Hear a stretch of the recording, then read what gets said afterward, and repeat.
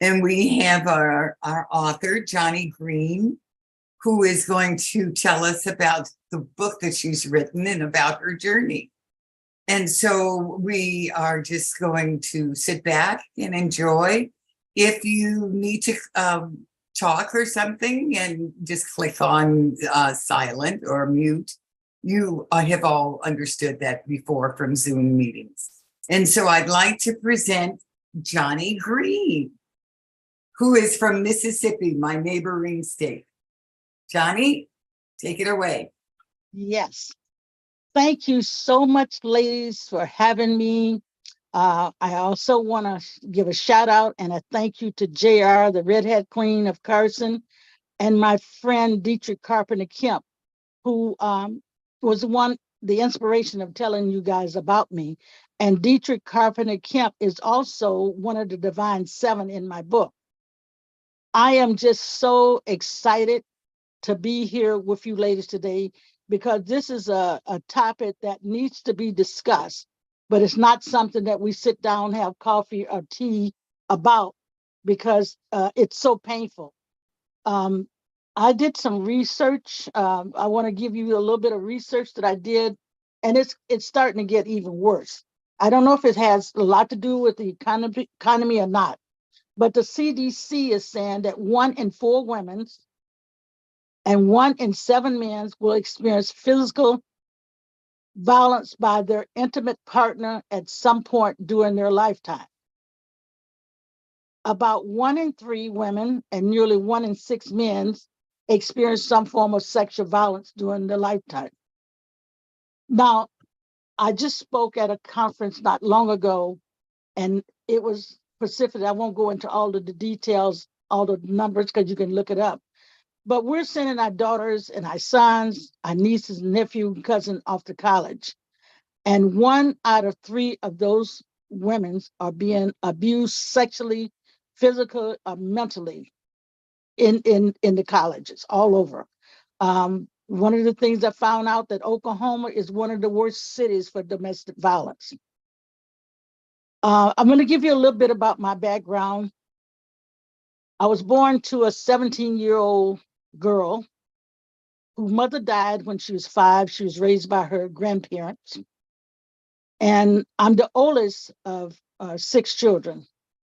And my mother got married again, so she left me with my grandparents. So I was about 3 years old, so they raised me up until I was about 5 when she returned with my sister that's under me and a brother. And so there was some abuse that I suffered, growing up as a child in Mississippi, not just through family, but also I grew up in the Jim Crow era. And so the abuse is something that verbal abuse, mental abuse, emotional abuse, it stays with you longer than I think the physical abuse does, the domestic violence. My book is called Celebrating Me, Embracing Who God Created Me to Be. Someone was asking me, when did you decide you wanted to do a book? Well, I retired in 2016, so I love traveling. And when you read my book, you will see where I had a grandchild and I lost my only grandchild to an asthma attack. He was visiting me here from Illinois and he died while he was here. So that was like a nightmare on Elm Street. And so during the time that he was alive, he and I traveled a lot together because he lived in California up until about 2 years before they moved to Illinois. And I never got to take him on a train because of the fact that he couldn't be around smoke. So I decided when I quit work, I was going to travel and write a book. Well, a lot of time we have plans, but God rearranged all of that. So during my traveling time, I still had a lot of hurt and a lot of pain from both of my marriage. I was married one time for 10 years. I was physical, emotional, and mental abuse in that marriage. That was a 10-year marriage. And in the book, I also explained to you why I stayed in the marriage for 10 years. Some of you can say it was selfish reason because I put my husband through college, and I found out that if I stayed married for 10 years, I could draw his Social Security. So and I explained all of that in the book, how I endured um, the last 4 years, because what happened was I had one child and I didn't want to get out of the marriage with one child. I knew when the marriage was about 6 or 7 years old that I was done, but I wanted to hang in there for the 10. So I went and got pregnant and had another baby. So I have two daughters. And when I made that 10 years, then I started with the exit plan, and all sorts of things started to happen with me and my exit plan. And I thoroughly explained that in the book, how that um, in that marriage, um, I realized now today that when men are violent with you, when they're abusive words and all of that, they try to intimidate you to stay into that marriage. And so before I got out of it, I had started to drink, which I didn't do before, and that was to numb the pain, because uh, if you've never been into any type of an abusive relationship, you really don't understand how that's something that can really, some women take it to their grave. And I'm just grateful to God that I met some of the right people. But like I said, in my time of traveling, trying to do this travel book, I met so many women, and it's amazing what women will tell you when they don't know you. You have, say, 4 hours at a train station. They know they're not going to see you again. The things that they tell you that went on in their marriage and went on in their household. During my first marriage, um, there was a time that my husband slapped me so hard that it punctured my eardrum. I still have problems with that ear today. And I go to the doctor. The doctor said, "What happened to you?" And I said, "Oh, I walked into a door." Of course, he knew better, but it was so embarrassing and so humiliating to have to explain to him what really went on. And prior to that marriage, I didn't talk about this in the book, but I will say it. I was dating a guy after I had moved from Mississippi to Milwaukee, little country girl in a big town of Milwaukee. And I talk about how that um, my dad and I only saw each other 2 times from the age of birth till I was 17 years old. So I explain all of that in the book. But I ended up, he and I was clashing because he wanted me to be that little girl that he never experienced. And I wasn't having it because I was fully grown because of all of the things that I had experienced as a teenager. I knew that I didn't need anybody to tell me what to do anymore because I'd already lived that in my mother's house. And so I decided that I'm going to move out, and I moved to the YWCA. And so I started dating this man who was a security guard where I worked. And he seemed to be really nice, but it turned out to be a physical relationship of the violence. And one day he slapped me, and my eye swelled up and was all blackened. So I go by my girlfriend house, and she goes, "What happened to you?" And I told her I was frying some chicken, and the grease popped out. So when these things happen, you find all types of excuse to try to explain why you got the scar, why your face is swollen up, and it's just unbelievable uh, how humiliating it is, because you know you're lying when you tell them all these stories, and you're hoping that they believe it, because to some point you're hiding what the perpetrator did to you. You're not bringing it out in the open what really happened because you're so shamed and embarrassed. And I want to tell ladies today, don't be shamed, don't be embarrassed, do something about it. Young ladies, if you're in college and you listen to my voice, pay attention to the red flags. If a man hits you one time, he will hit you again. There are some men, and I have lived long enough, I'm 76 years old, to date guys who they seem like they're so sweet, they're so nice, And they hold on to that, even though they are a picture of domestic violence type. And then all of a sudden, they will say something, raise their voice that lets you know where they're coming from. Do not ignore those red signs because there is something behind it. And so they're trying to cover it up because when it comes to my first husband, he was very charismatic. He was a very handsome man, a very smart man. We were just sort of like inseparable. I talk about it in the book. But then all of a sudden, I don't really totally understand what happened, but it got to the point I'd say something and he would just go off. I mean, it was like it was a trigger. And that trigger, when that trigger opened, it just never closed up. And I'm not an advocate for divorce, but I'll tell you, once they start taking away all of your freedom, meaning I would go to the grocery store. I had a certain amount of time to go to the grocery store and be back home, you know, and I'm a grown woman. So when they start doing that, the best thing for you to do is make an exit plan. And I want to talk about that exit plan, and I do talk about it in my book. I made my mind up that I would do 10 years. I went out to dinner for my 10-year anniversary. And I knew then it was over because some of the things that transpired that night.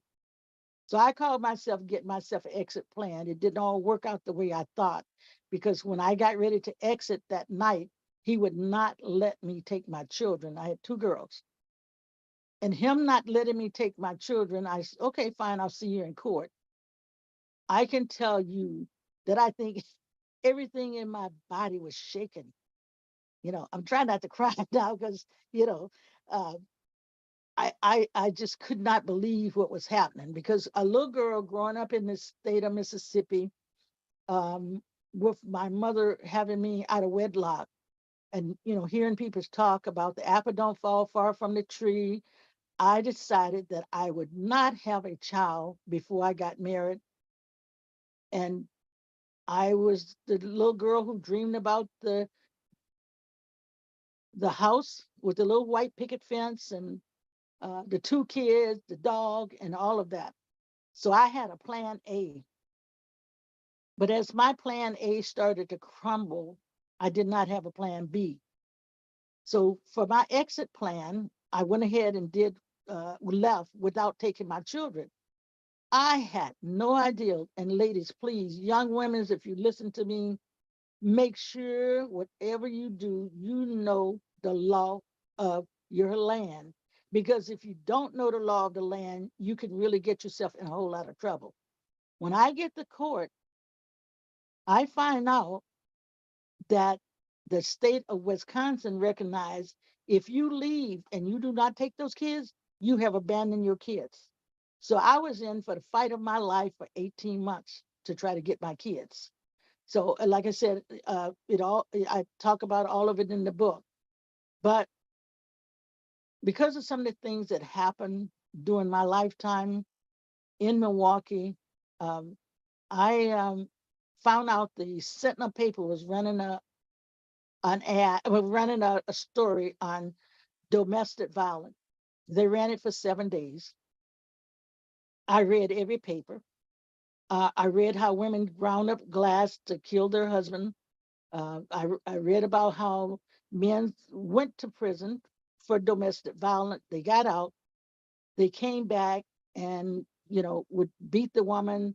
And so here the kids and the mother boarded up the basement window to keep the man out, but he came up anyway and came through the basement door. They knocked him down. He ended up dying. So one of the things that I will say, if a man say he's going to kill you, believe him. I had a lady who used to be one of my employees. She went to get her hair done, and this man had told his wife, if you leave me, I will kill you. And she was going to leave. I don't know who she told and what all she said, but he found out about it and he came to the beauty shop and shot her while she was sitting in her chair. On another occasion in Milwaukee, a lady decided her husband had gotten so violent with her, so abusive, she was going to leave. but she was going to move to another state, which is, if they say they're going to kill you, yeah, find you another state where they don't know about it. And what ended up happening, she decided she was going to go get her medication before she left. When she walked out of the drugstore, he shot her and killed her. So women's, if he says he's going to do it, men's, if she says she's going to do it, believe him. And you have to get a good exit plan together. In my book, there's 6 men and a lady. I named them the Divine Seven because 7 is completion and 8 is a new beginning. And these women have all gone through so much. Some of the ladies, like me, got up to 300 plus pounds. And these women has gotten themselves together. The abuse, the domestic violence, or whatever situation they were in, they have learned to deal with it. One lady owns a radio station in Fort Worth, Texas, and she was abused by her mother, and her mother was abused by her mother. So it's like a pattern, and abuse just keep going. And a lot of time, the men that are doing the abuse, they saw their father do it, their grandfather doing, and it's just a carry on. But no one should have to endure in a violent situation. So do yourself a favor and love yourself more than you do anybody else, that you will allow them to abuse you. Part 3 is Dr. Med Hayworth. She's a psychiatrist out of Pasadena. And I have, thank God, lost 45 pounds since I wrote this book. And I learned that it's not what we're eating that's keeping the weight on. It's what eating us on the inside. And I have been able to understand that because I had so much that was eating me on the inside. I had the the hurt, the pain from all that I went through with my children. I had the hurt, the pain that I had gone through with my first marriage. And then I ended up getting married again. This time I married a minister. And I thought, oh, yeah, I have arrived. I got a man of the cloth. And I stayed in that marriage for 16 years. He was not physical with me, but it was mental and emotional abuse. And like I said, one, it's just, I think sometimes the emotional is even more worse because, back, like in Mississippi, the southern state, sticks and, how do they say, sticks and bones, sticks won't hurt you, but words hurt, you know. So, I have gotten to a point where I have learned to live with the pain that I had, and I've let go, but there are still times that, um, something will happen and I will remember what the pain was like. But what I have decided, whatever amount of time that God allowed me to stay here, I'm going to do whatever I can to help other women not to have to go through what I went through. After I got my divorce the second time, I moved to Mississippi and I became a non-emergency driver. And during that time, I tried to start a battered home for women in Mississippi. That's where I went and stayed two years just to try to get some peace of mind and try to get my life back on track. And in doing that, I learned so much. I learned that some women say they want to get out of those situations.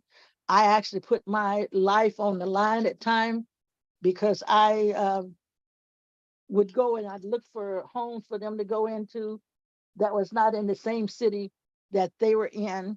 I had a lady who I had transported who told me that her husband, she caught him with somebody. He came home, cut up her clothes, and beat her. So I'm doing everything I can to find her someplace to go. And she goes and she stays 2 days and she go right back into that situation. So I would say for a woman to do that, your self-esteem has to be flat on the floor. How is it you can love somebody more than you love yourself to be back in a situation like that? It's not like what somebody told you that he was cheating. You caught him in the act. And I wish that I had had somebody to tell me what I'm telling everybody today. I didn't have anybody to say, well, if he hits you, you don't need to be in that situation. You need to leave. Because all it does is tear you down bit by bit. I talk about in the book how that it was affecting my job with my first marriage because I had started drinking and my boss knew I didn't miss days from work. He knew the type of character I was. He called me in his office and he said, well, you can go see a psychiatrist. And that really, really helped me being able to go and talk to somebody else. And God bless me that the psychiatrist I got, he and I both was going through a divorce and we were going through similar things.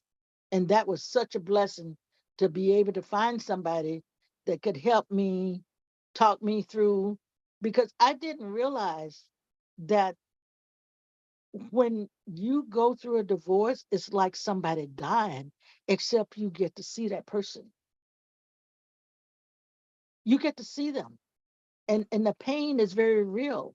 So you have to grieve the fact that you've lost that person. And I decided he's not worth it. I'm not going to grieve. Are you kidding me? All that I did the last 2 years, you went to college. I've talked you into going back to college. The last year you went to college, I supported you and I both because I had that kind of a job. And I'm in this kind of fix. Are you kidding me? I am not going to grieve. Worst thing I could have done. I should have been going home from work every night crying my eyes out so I could release all of that. Because there's stages that you have to go through. And most of us don't want to go through that pain, put in that work, but you got to do it in order to get release. And so I prolonged a lot of my pain much longer than I should have gone through because of the fact I didn't have that kind of knowledge. I didn't know that I was going to go through that hurt, the crying spell. I needed to go through the mad spell. Uh, I needed to go through all of those stages. So whatever it takes, go through it. Because if you keep going, you're going to come out.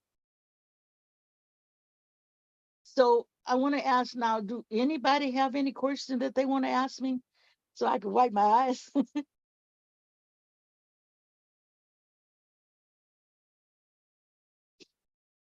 Anybody have any question at this point?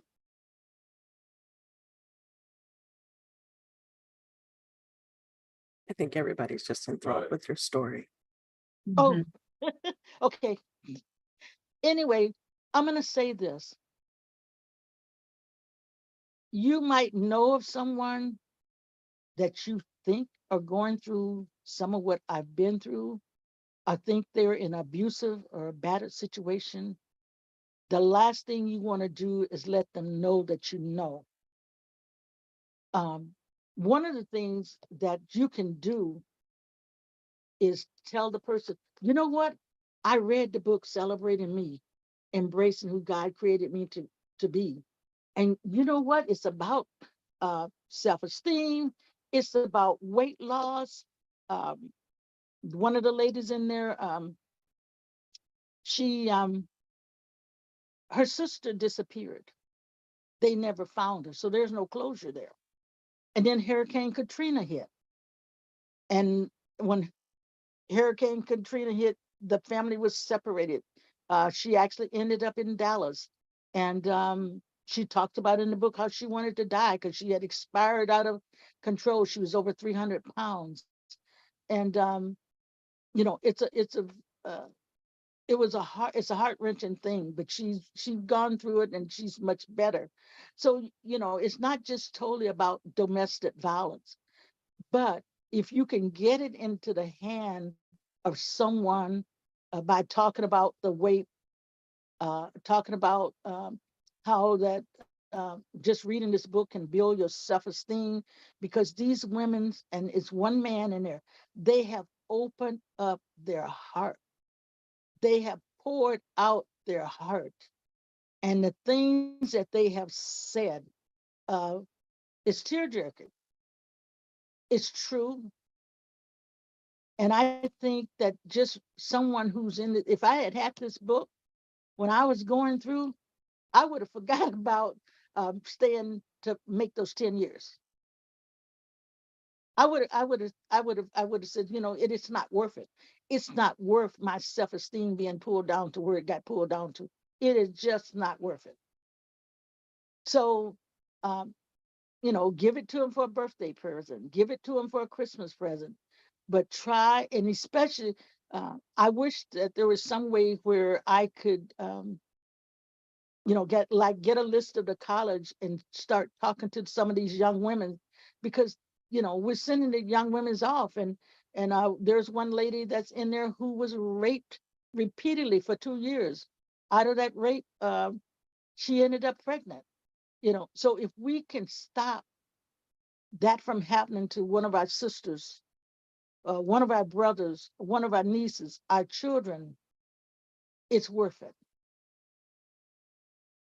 I mean, I was just floored when I did my research for my first time that I spoke to, at a conference for battered women and men's.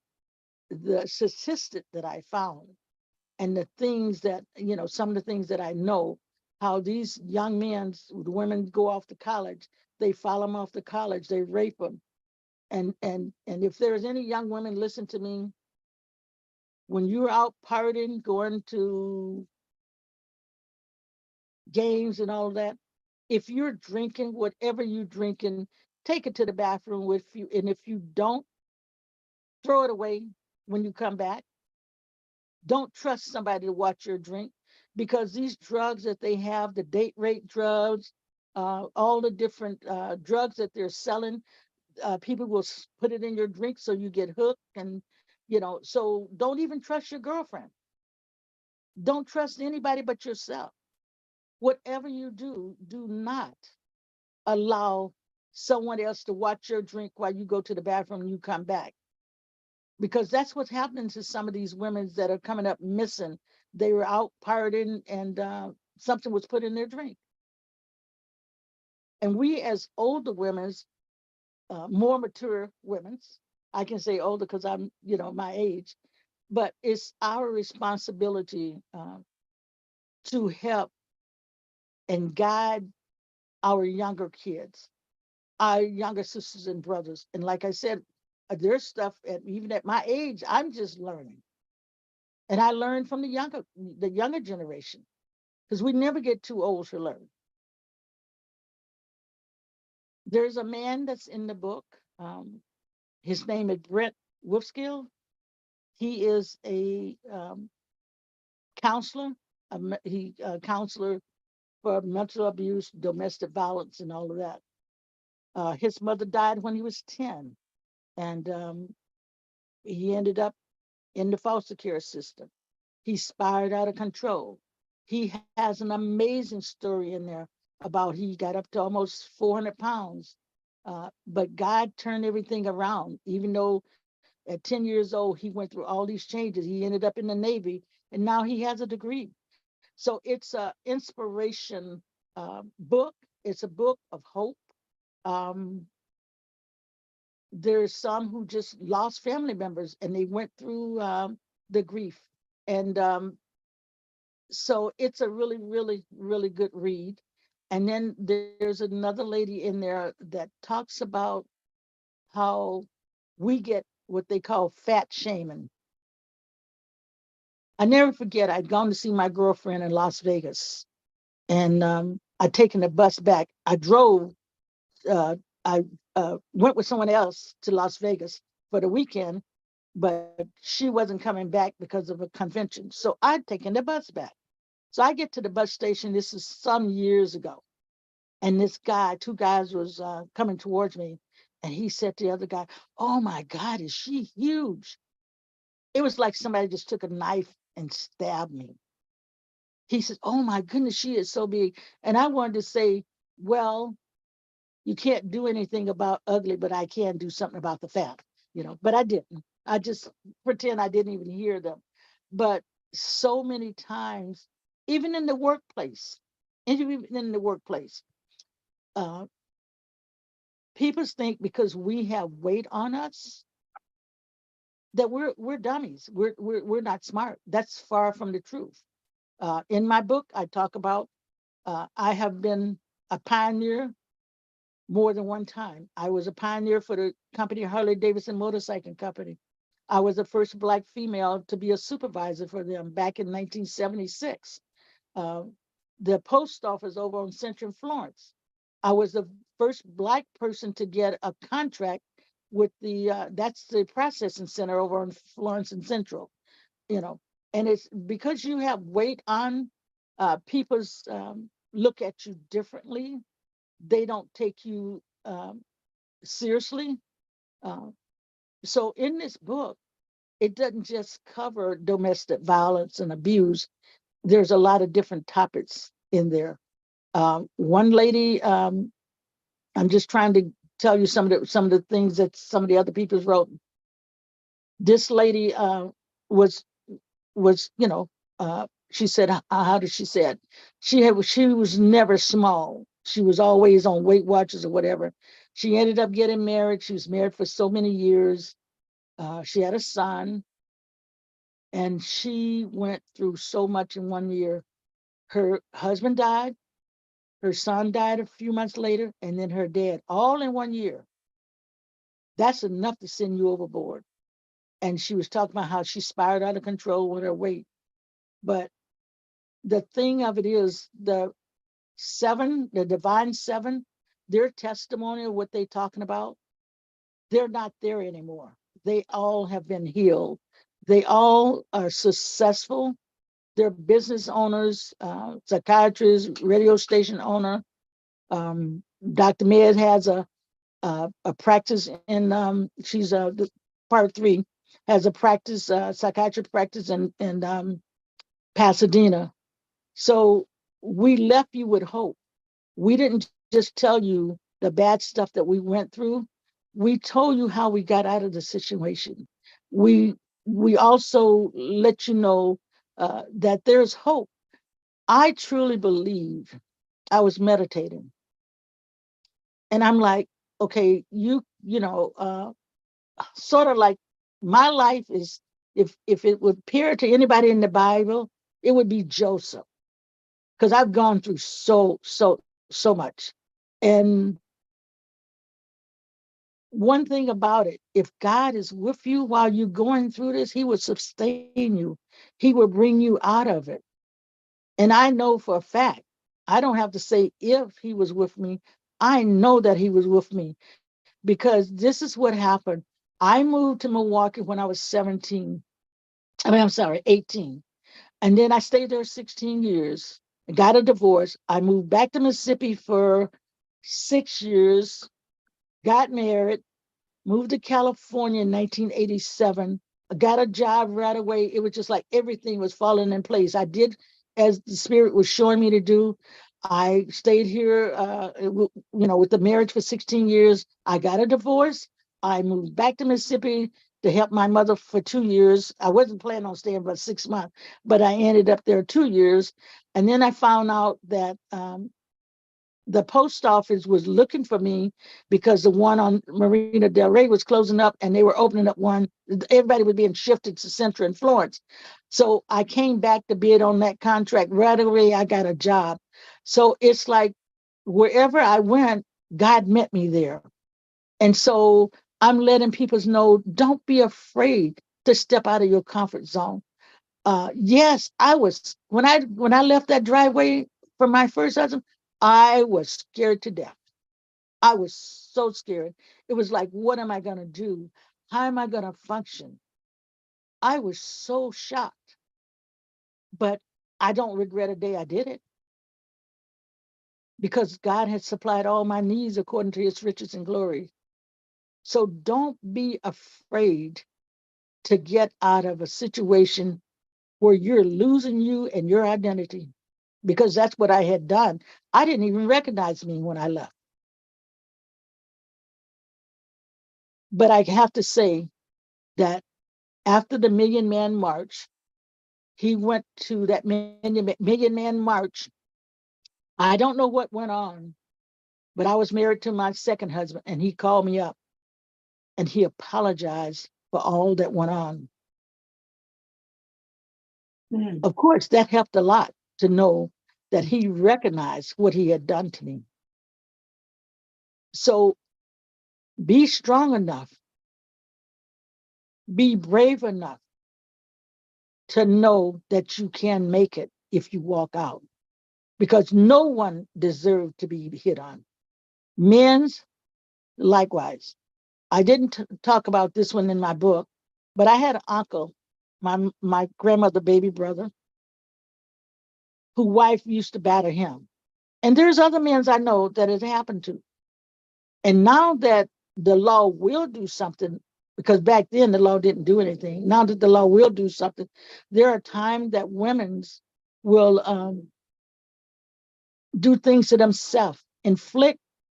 This happened not long ago. I was supposed to interview this young man, and he ended up in jail because he moved out from Louisiana here with this woman. And when she found out that he was not going to go through the marriage, the reason he came, she actually inflicted wounds on herself, and he ended up going to jail for domestic violence.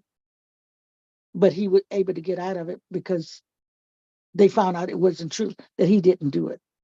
So, I mean, we have to be careful, even at my age. You have to be careful who you get hooked up with. Very, very careful who you get hooked up with. I have a friend in Chicago who owns a radio station for the last 17 years. He just finished filming a documentary yesterday, and he's coming out with a book that's talking. It's the man side of being abused, sexual abuse. Someone said to me, "How can that be?" You know, but it happened. It happened to him.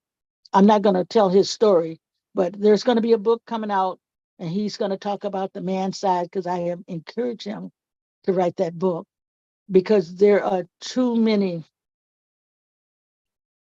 males don't talk about it. We will talk about it to our girlfriend if we think that she's not going to tell anybody. We will talk about it to a family member.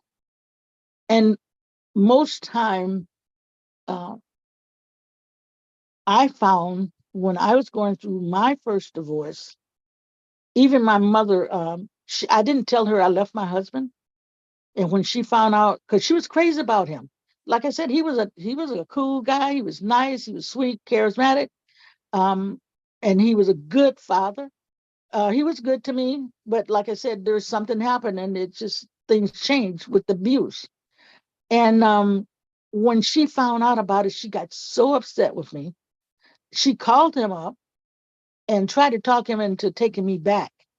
So I had to just come out and say, "Mother, look, this man abused me. These are the things that happened to me." And she understood. But prior to that, she was trying to talk me into going back. And a lot of times that's what happened. People will try and talk you into going back.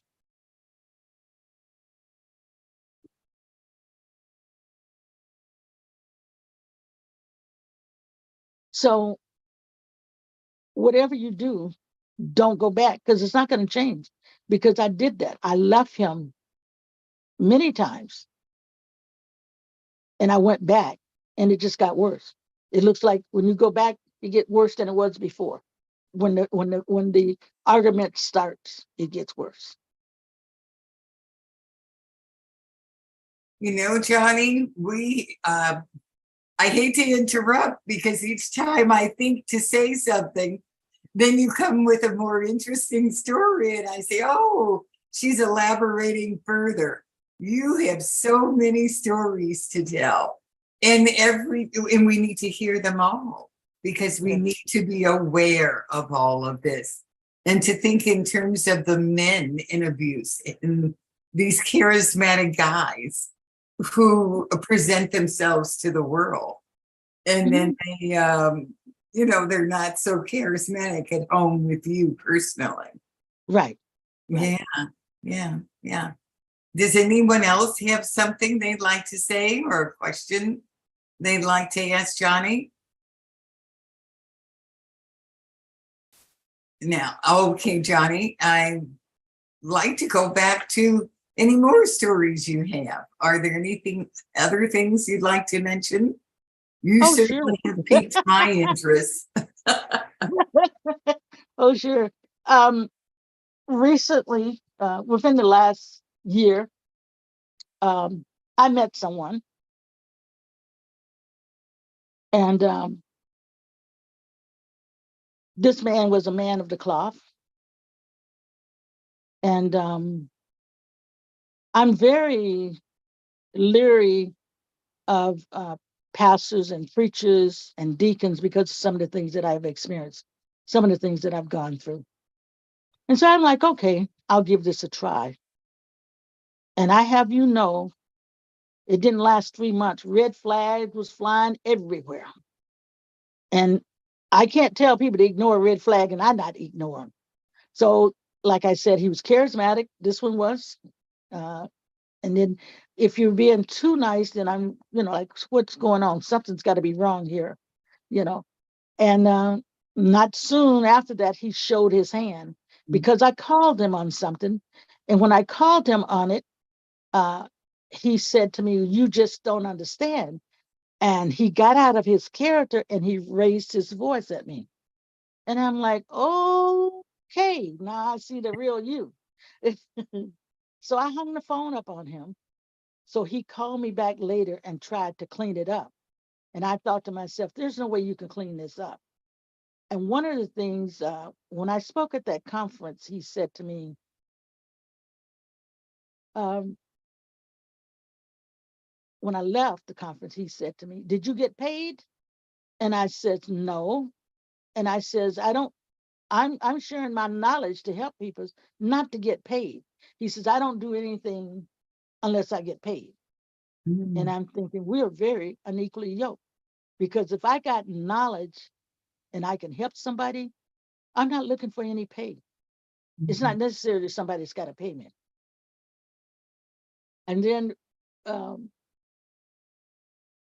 after him, I met someone else and they said they needed my help because they knew I wrote a book. And they just needed to ask me some questions about the book and who could be, who would I tell them to help them write the book. And I'm thinking, okay, and he's a chaplain for some veteran. And I thought, okay, so we struck up a friendship, I thought. So then he started to flirt with me. And of course, he wasn't bad looking. I flirt back with him. And so I'm thinking, wait a minute, we have not had a conversation about if he's single or what. So the next time he called, now he goes, "How long has it been since you've been in a relationship?" And he goes, "It's complicated." And I say, "Excuse me, so you're in a relationship?" And he goes, "Yeah, I live in one bedroom and she lives in another one. And I'm trying to get the bills paid down so I can file for divorce." And I said to him, "I won't even date a man if he hasn't been out of a relationship more than 6 months. You can't you can't take me out. You can't do anything with me because you're not over that relationship." And so mhm, I told him, I said, "This conversation has to cease." I said, "Now, if you need to ask me something about the book or whatever, send me a text message. But as far as I communicated on the phone, you have a wife." So, and I'm thinking at this age, you got these guys playing games. So I mhm, can imagine what these young women out here are experiencing. One of the things that I think that I have seen, um, when I was 22, I got married the first time. I have a daughter that's 49. She's going to be 49 this month. Got one that's going to be 51. And neither one of them has ever been married. And so there, it seems like the younger women today are willing to take whatever just to say I'm married.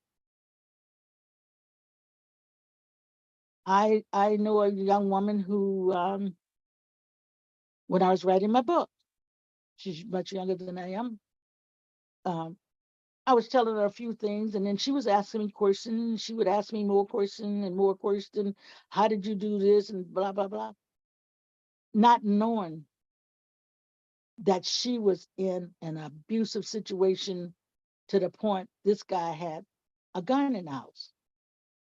Now, if either one of my husbands would have had a gun in the house, I wouldn't have stayed there because I'm afraid of gun. I've never been around them, don't have a need for one. You know, maybe with the way things are going today, I might have to get one someday. But she is now divorced, um, but she was going through so much. I had no idea that as I'm writing my book, my story would somewhat parallel some of her hurt and her pain that she was going through. And I think that when we look at the statistic, 1 in 3, that's some high statistic. And I also did research on divorce, and it was saying during COVID-19, the divorce rate went up to 257%. So during that time that we were all locked down,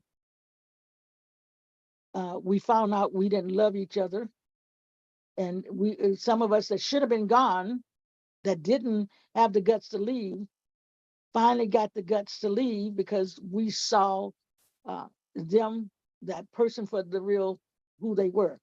You know, whether it was the woman saw the man or the man saw the woman, but the divorce rate has gone up tremendous. I don't know how to explain how the statistics says the divorce rate with us in the church is much higher than it is in the world, much, much higher. Mhm. And it's because to some degree, we are still playing games. You don't know who to trust. Honesty seems to be a thing of the past. Integrity seems to be a thing of the past. Um,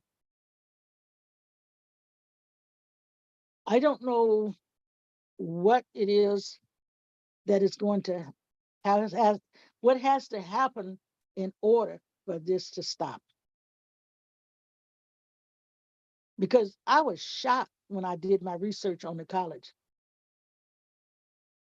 I And never imagined that stuff like that was going on. yeah. Did any of you? Um, well, I think we hear it all the time, and we shouldn't hear it. With all the information out there, you think that it's been passed on to the younger generation, and it hasn't. Maybe it has, but they haven't received it Right. because they're a little wiser. You know, we are all that way when we're younger. We know it all, Oh, of and course.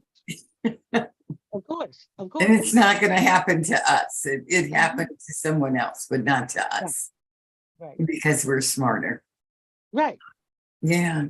Yeah. Because I know the first time I got a slap, I'm like, you know, um, I looked at myself as being what they call the good girl because I was celibate, you know, uh, when I was 18. I wasn't going out having sex, and you know, they always taught us in the South, and I'm sure they taught it all over. If you kept yourself, you know, uh, you would end up marrying the good guy, and all of this. And I'm like, okay, I did all the things I was told I should do. So why am I here? Mm-hmm. You know, why am I living? Why am I in pain being the good girl that I'm supposed to be, dating one person at a time, uh, in a marriage. I didn't cheat. I didn't cheat on my husband. So why am I here? Mhm. So I used to ask myself that a lot. Why am Yeah, I here? but we just all have to be careful and we have to be knowledgeable. Now, Yes, I'm going to back up to the beginning. And you said your boss told you to go to see, you could always see a psychologist or a psychiatrist, and you yes, did. yes, You followed through. That was pretty yes, I did. impressive. Yes. I had to. I had to. I had no choice. I had no choice because I wasn't me anymore. Um, I was totally out of control. I had, like I said, I was a supervisor. I made money. I walked around back in '76. I'm walking around with one of those big old cell phones on me and a beeper because Mhm. I was the supervisor of the data entry department. I had 11 employees on the first shift, 6 on the night shift. And if something went wrong with the computer, I had to go back between 2 and 5 because we had no coverage.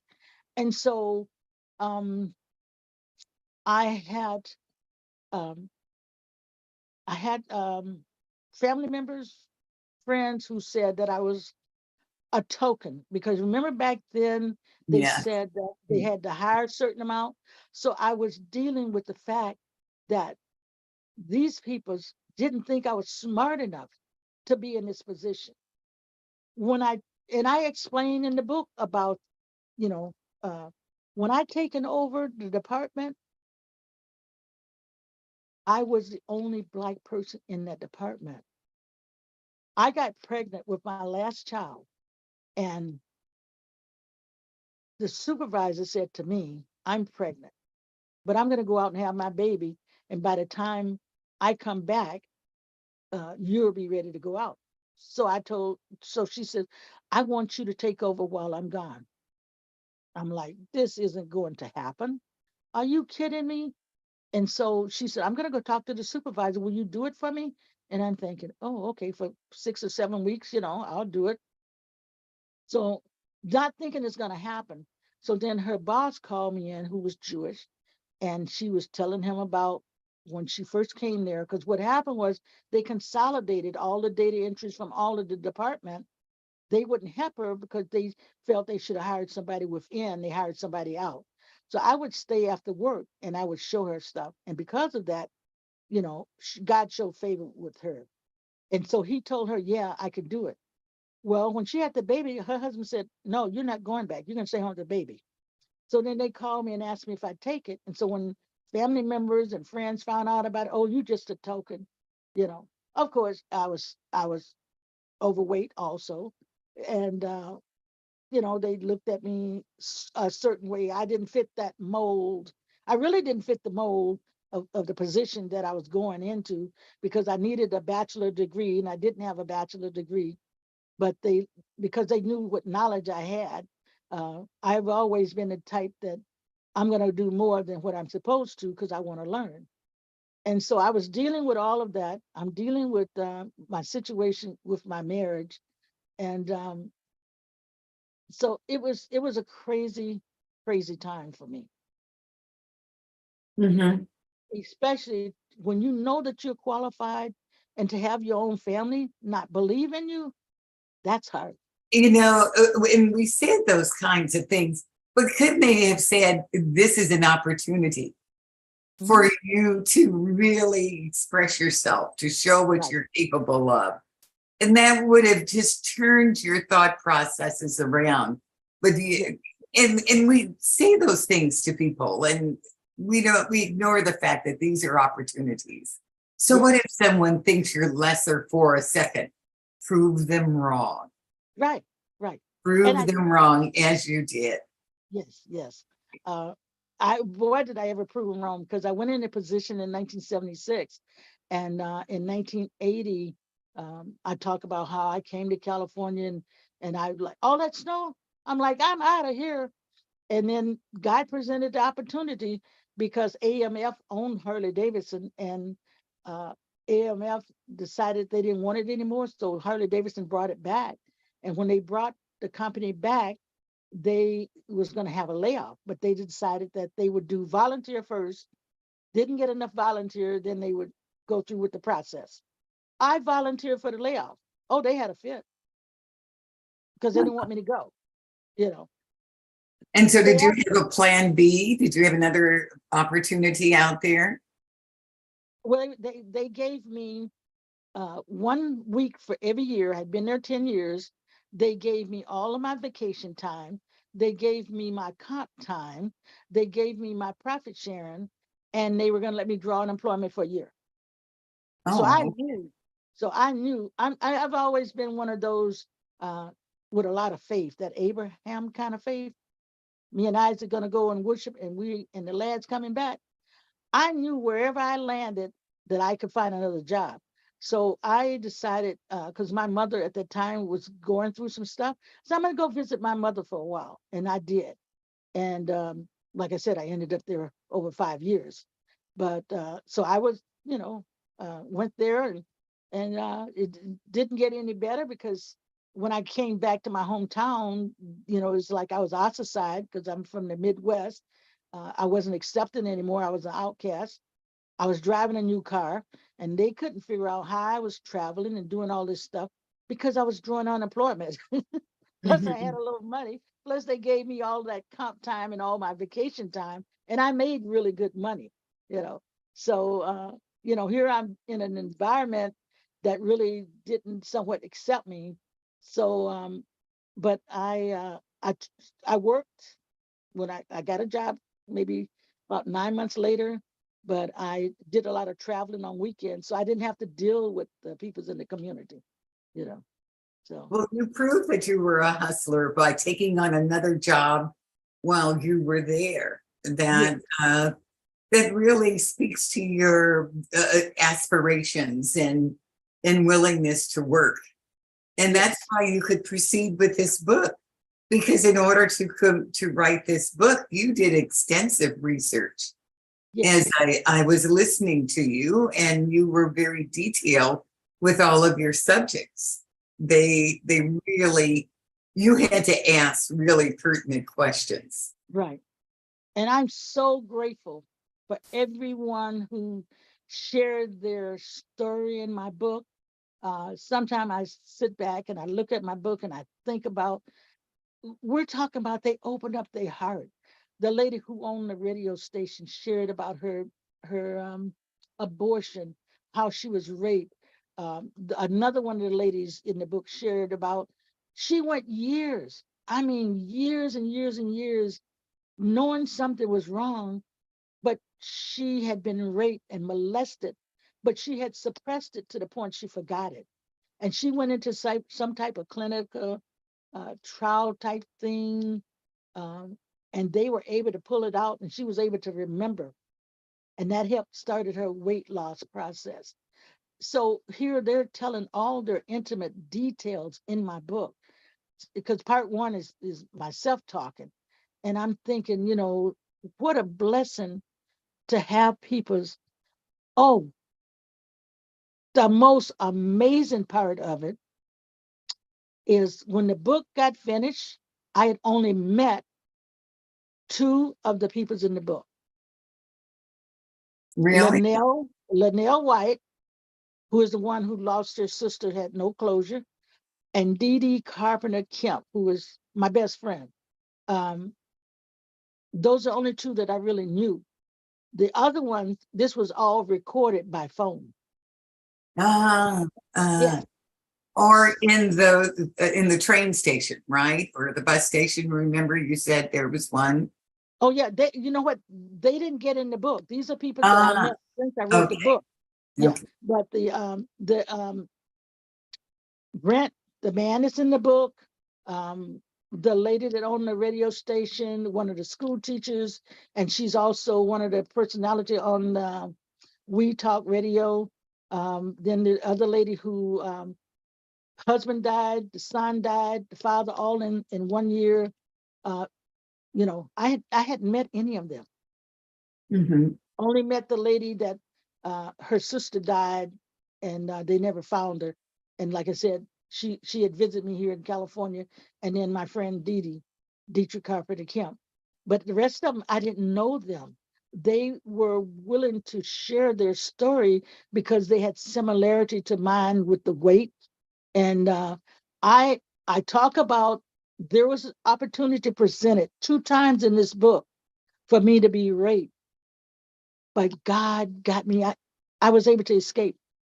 I faced being raped 2 times, Mhm, mhm, but I was able to escape. And I talk about it in the book, who they were and all of that. mhm. Yeah.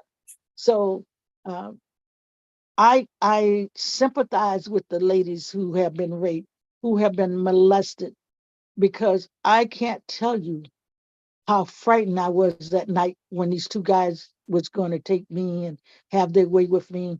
And I'm not gonna tell you everything because it's in the book. And then You gotta and then save some for us for later. In reading the book, it sounds fascinating. And does anyone else want to ask a question? I know you're out there thinking all sorts of things. Is Denise there? Denise? Okay, she may not be there. I'm And here. I'm here. okay, do you have a question, Denise? No, I would have spoke up. Thank you. Okay. I enjoyed everything she talked about. Very Yeah, interesting. yeah. I'm glad you around to write your story. well, Oh, thank you. absolutely. Thank you. Yeah, yeah. I'm just how should I say it? I walk in gratefulness every day because when I look back on my life and think about all the things that I encountered, all the things that could have taken me out. In my book, I also talk about when I was 6 years old, the enemy tried to take me out with pneumonia, and I ended up having to learn to walk again. So I have gone, that's the reason I say my life is like Joseph.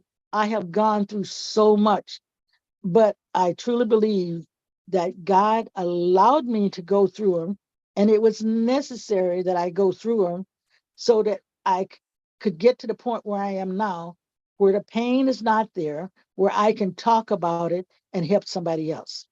Right. One of the pastors that I interviewed uh, not long ago said to me, because he'd been knowing me for about 20 years, he says, "Do you realize that you're one of the people who have found their purpose?" And I says, "I have."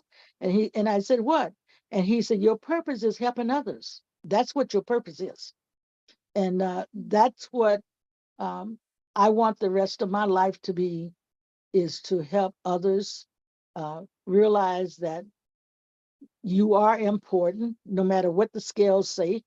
Uh, just because it says 250 doesn't mean you any less than the girl that's got 125 on her scale. You are somebody. And I walk in that. I'm over 200 pounds, but when I walk in a room, I own the territory that I walk in on. I am not ashamed of my weight, not at all. Yeah. I do things to uh, make myself healthier. Right, I eat proper food, make sure I get salads every day. So I have changed my lifestyle. It's about being healthy, and not about what the scales say. Absolutely. And everybody certainly can relate to the weight struggles. We Hmm. we all have that. Yes, And yes. congratulations on the weight loss that you have and on eating healthy. Thank And you. and the fact that you're so committed to it.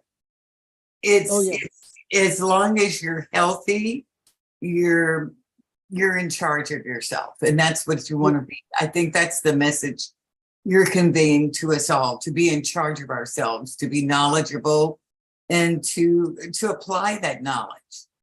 right, And that's exactly what you're doing. right.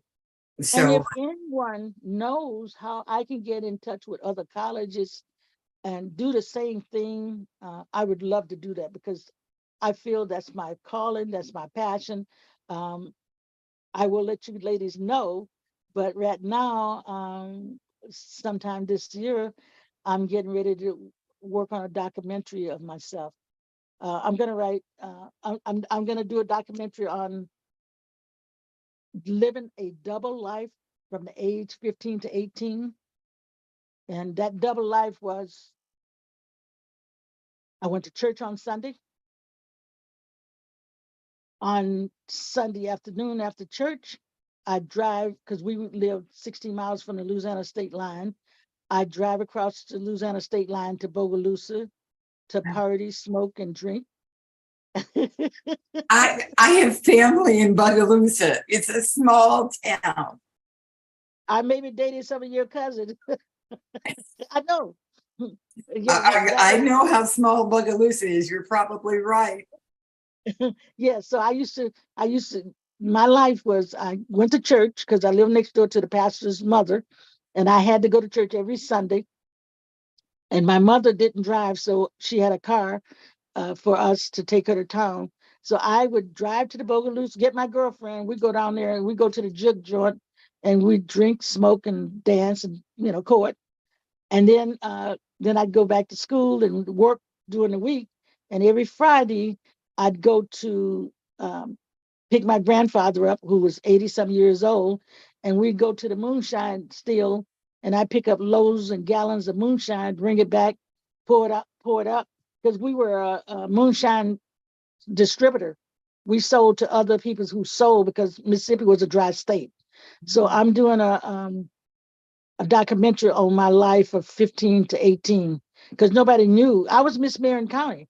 I'm from the same county Walter Payton is from. And I was doing all that. Nobody knew that I was, doing this. I had a girlfriend, she's still alive, my classmate, and we were like two peas in a pod. She didn't tell anybody, and, so nobody knew. Well, she didn't know about the moonshine though, but she knew we were driving across the state line on Sunday after church to party and all of that. So I'm doing a documentary on that. Yeah, well, and that's the way of the South at that time. Lots of secrets. Yes. Oh my God. Still is lots of secrets. Yeah. I'm still finding out secrets about my family. Barbara, Yes. I'm sorry. I'm gonna have to leave to pick up my grandson, but Anissa's still on as host. So if I sign off, I think she'll still be on. Okay, then. If not, I'm sorry that it's signed off in advance. Oh, okay. Did she? Okay. She really? Okay. So let's see. Is our time up or is it No, close? we have to 3:15, but I mean, 3:15. Does you don't anybody have to else? go until 3:15. Okay, then. Okay. Does anyone else want to ask some questions or a question? We'd love to have you. I have a question. Is your book available on Amazon? Yes, it is. It's Celebrating Me, Johnnie, Johnnie, Greene, Greene. Okay, thanks. You're welcome. And Debbie, you're the one with the dog, right? Or you was that? Yes, that's me. Yes. Yes. That's my heart.